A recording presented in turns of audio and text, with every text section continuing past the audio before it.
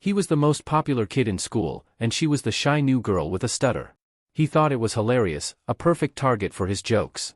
But when his mom found out what he did, she decided to teach him a lesson he would never forget. A lesson about empathy that would change his life forever, and yours too. In the quiet, tree-lined suburbs of Boston, a 16-year-old boy named Leo lived a life that, from the outside, seemed picture-perfect. He was a natural athlete, a star quarterback of the high school football team whose every move was followed by admiring glances and whispered conversations. He had a natural charisma that drew people in, a quick wit that made him the center of every joke, and a confidence that bordered on arrogance. He was a popular kid, a king in his own small kingdom, and he believed, with the unshakable certainty of youth, that the world revolved around him. His life was a series of effortless victories, easy grades, easy friendships, and the easy adoration of his peers. He had a sharp tongue and a quick wit, and he wasn't afraid to use them, especially when he thought someone was an easy target, a person whose social status was so low that they couldn't fight back. He saw the world in a simple, hierarchical way. There were the winners, and there were the losers. And Leo, without a doubt, was a winner. His mom, a single mother named Maria, was the quiet, invisible force behind his success. A pediatric nurse at a local hospital, she worked long, grueling shifts, her days filled with the endless cycle of hope and heartbreak that came with caring for sick children. She was a woman of profound kindness and quiet strength, a person who had learned the hard way that life was not a competition but a shared journey. She had raised Leo on her own since his father's sudden passing 5 years prior, and in her quiet way, she had tried to teach him the importance of hard work, respect, and compassion. She had taught him to look at people not by their social standing, but by the content of their character. But as Leo grew into a teenager, with all the social pressures and insecurities that came with it, he began to forget some of the lessons she had so carefully tried to instill in him. He was becoming a different person, a person she didn't quite recognize, a person who was too preoccupied with winning to remember what it meant to be human. The first day of the new school year brought a new face to their small town.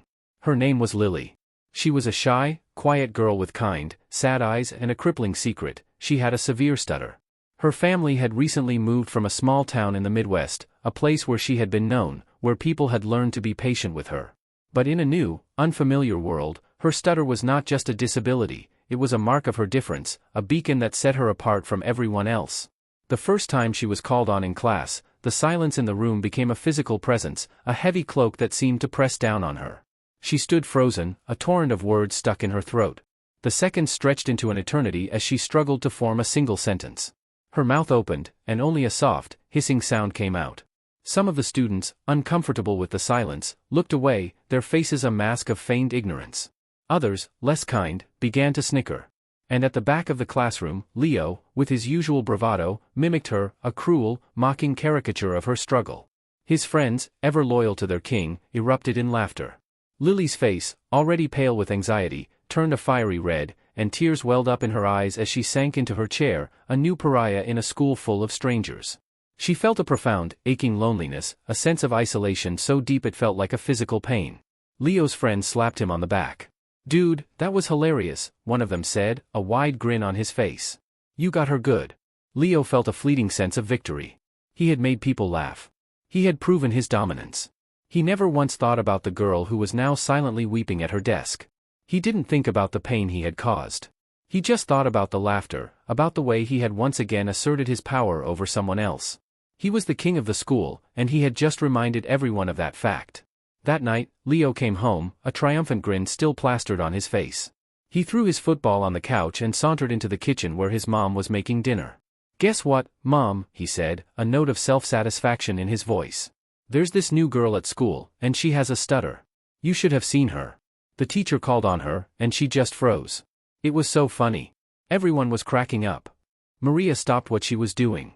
She slowly turned to face her son, and for the first time in a long time, she saw a stranger.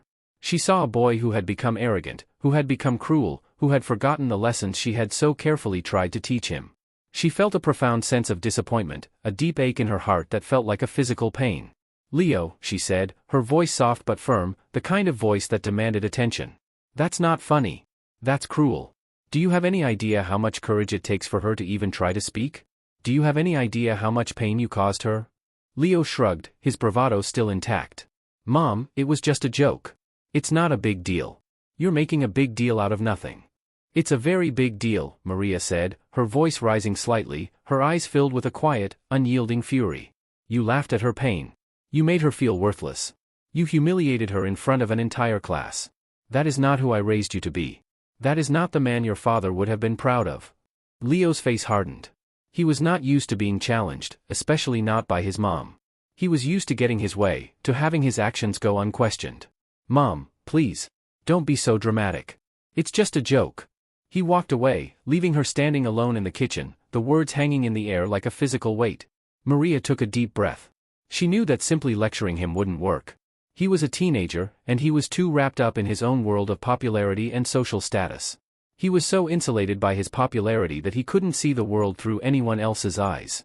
She knew she had to do something drastic, something that would hit him where it hurt. She had to teach him a harsh lesson, a lesson that would force him to feel the very pain he had so carelessly inflicted on someone else. She had to take him out of his kingdom and into the real world, a world where he was just a person, not a king. The next morning, Leo woke up to the smell of pancakes, a familiar comfort that promised a new day. He went to the kitchen, a sense of quiet triumph still in his stomach. He thought he had won. He thought he had gotten away with it.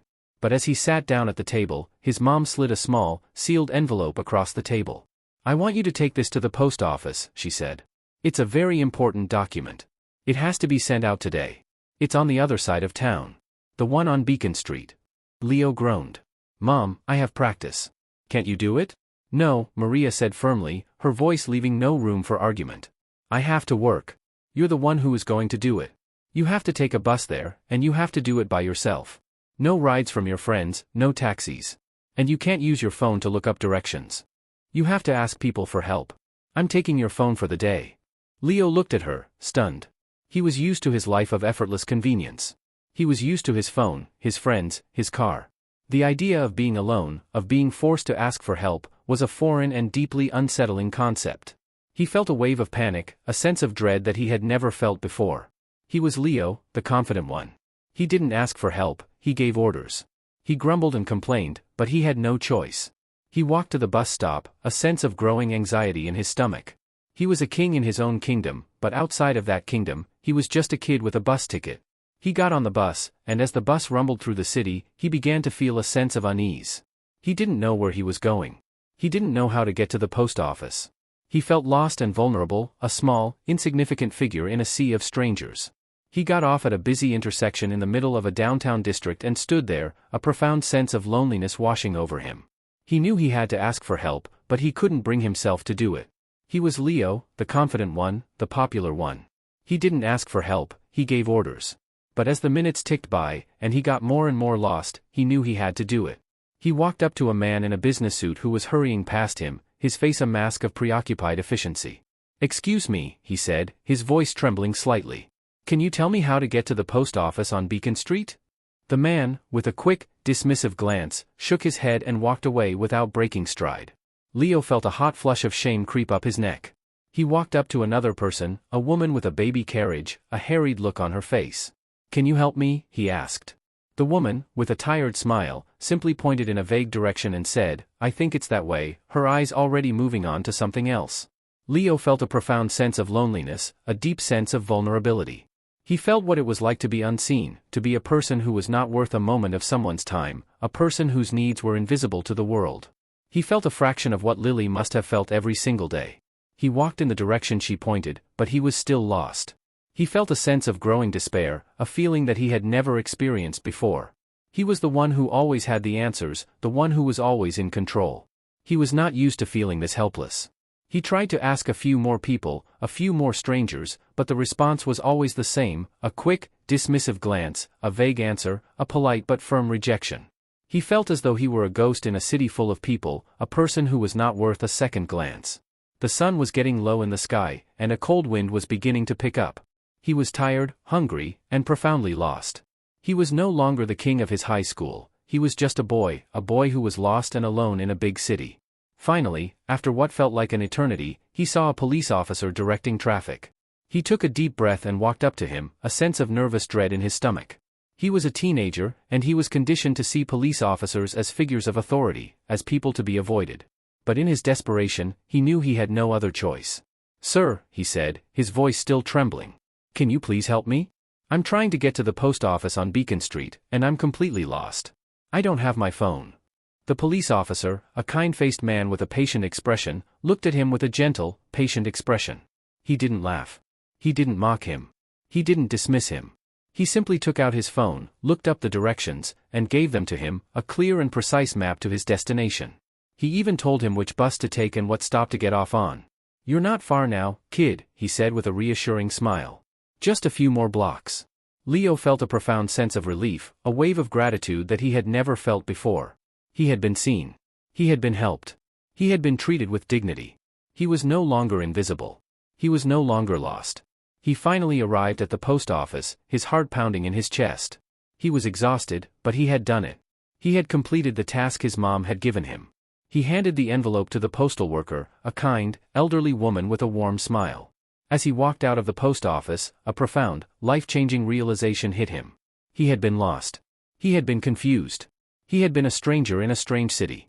And for the first time in his life, he knew what it felt like to be vulnerable. He knew what it felt like to be at the mercy of a stranger's kindness.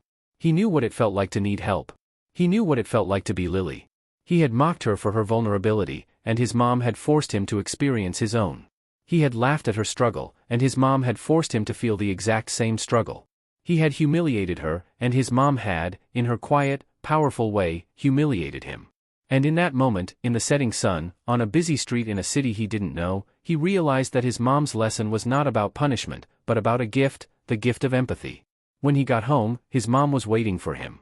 He walked into the house, a different person than he had been that morning. He didn't say a word about his adventure. He simply walked up to her, his eyes filled with a profound, unspoken gratitude, and he hugged her.